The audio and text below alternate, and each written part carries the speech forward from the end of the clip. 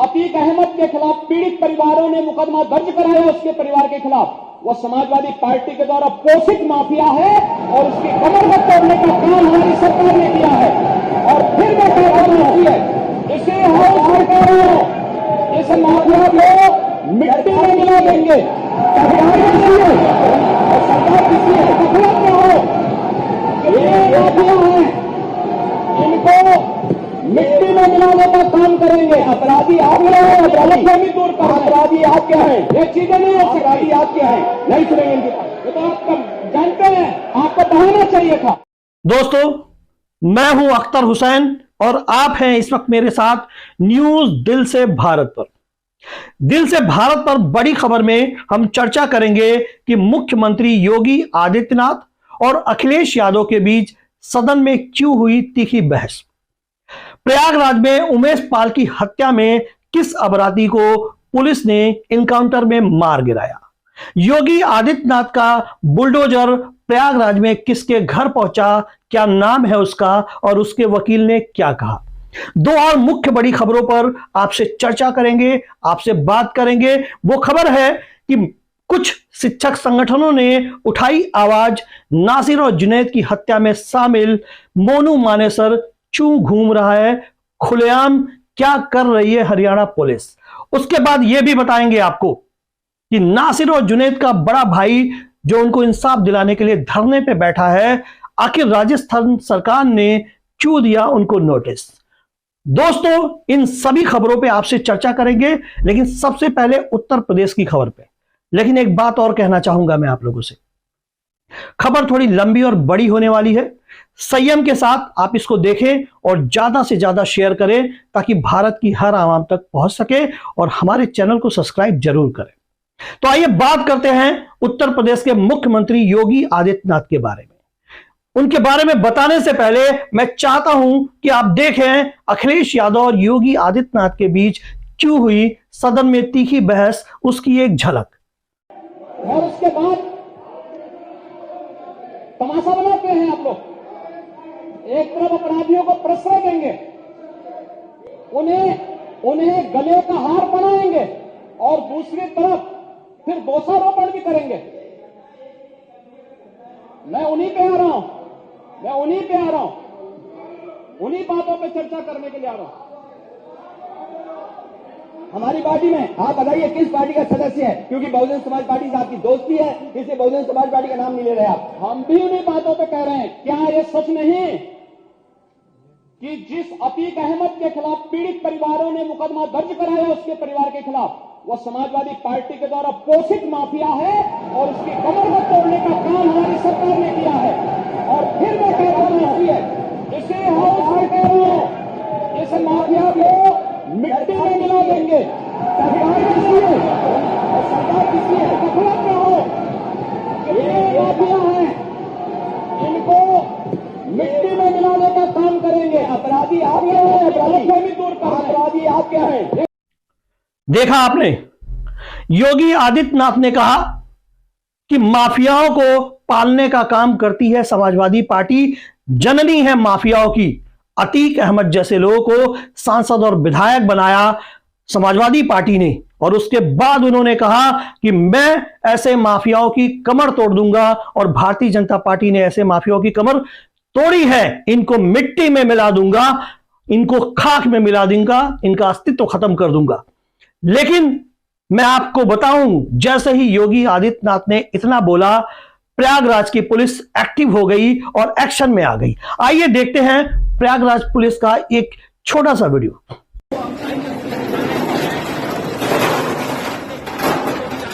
ये जानकारी मिल रही है और ये जो बड़ी कार्रवाई की गई है आप देख सकते हैं, जो प्रयागराज में हुआ, ये लाइव तस्वीरें आप देख सकते हैं। यहाँ पर बड़ी कार्रवाई जो भेड़ हुई थी, ये जानकारी मिल रही है। और अभी हम अस्पताल में मौजूद है। इस बात के हथियार के बाद ये बड़ी कार्रवाई इस वक्त हम देख रहे हैं। एनकाउंटर किया गया, अरबाज नाम के बदमाश का एनकाउंटर हुआ है। जानकारी मिल रही है नेहरू पार्क के जंगल में ये एनकाउंटर हुआ।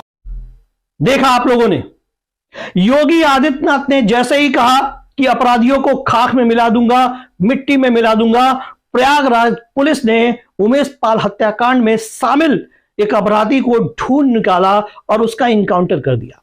इनकाउंटर करने के बाद जब उसको हॉस्पिटल लाए तो डॉक्टर ने उसे मृतक घोषित कर दिया, जिसका नाम अरबाज था।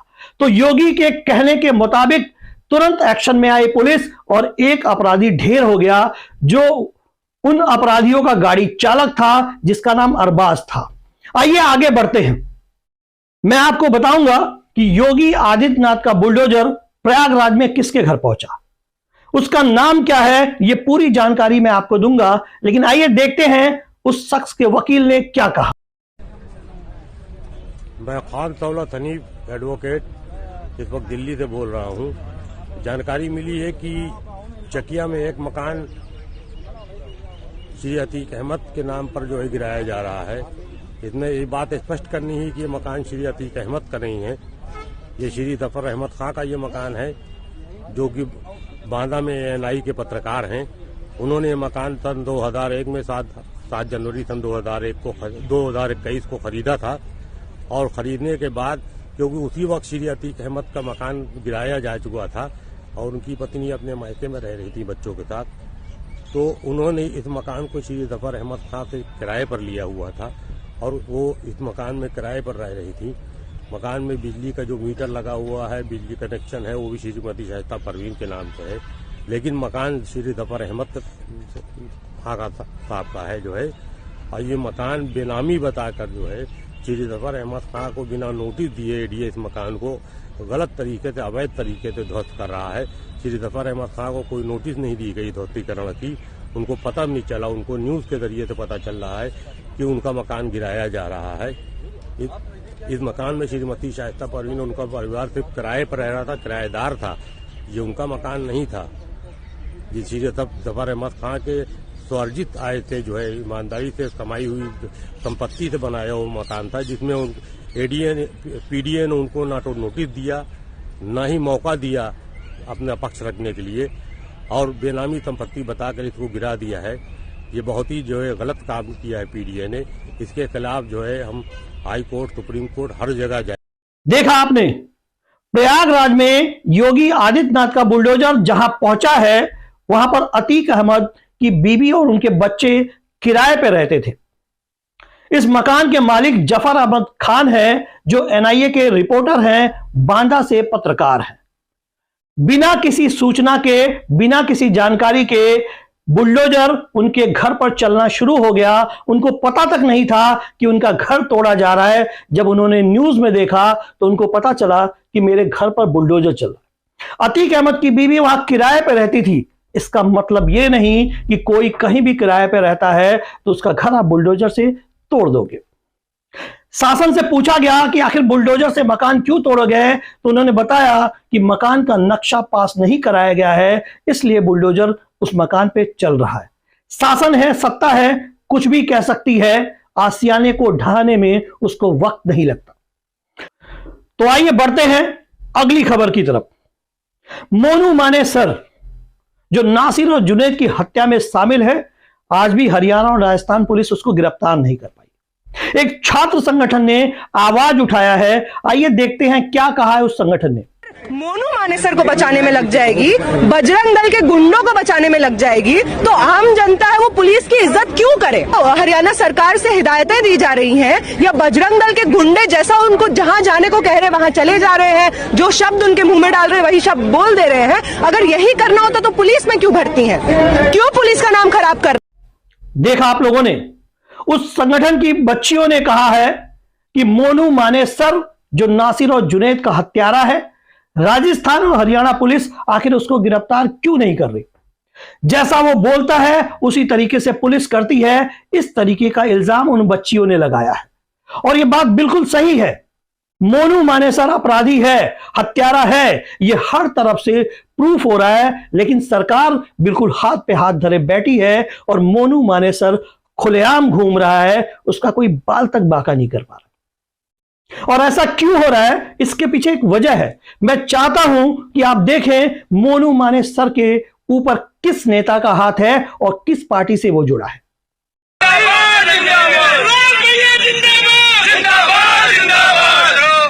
JNU को बदनाम करने का काम किया, हम तुम्हारे साथ। जेएनयू को बदनाम करने का काम किया तो कांग्रेस ने और कम्युनिस्ट पार्टियों ने किया है। जेएनयू के अंदर जो अलगाववादी, माओवादी सोच को और आतंकवादी सोच को बढ़ावा देते हैं, हम उनका विरोध करते हैं। देखा आपने, यह है मोनू मानेसर, अनुराग ठाकुर, जो भारतीय जनता पार्टी के राष्ट्रीय नेताओं में से एक है।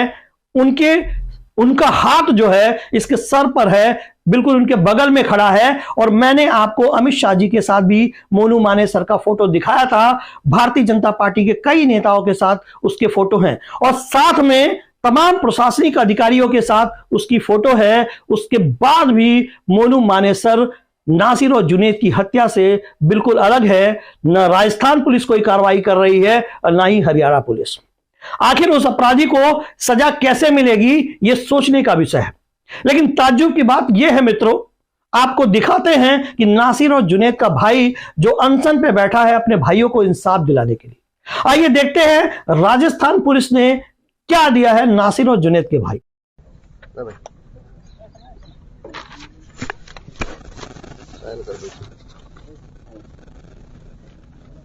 क्या है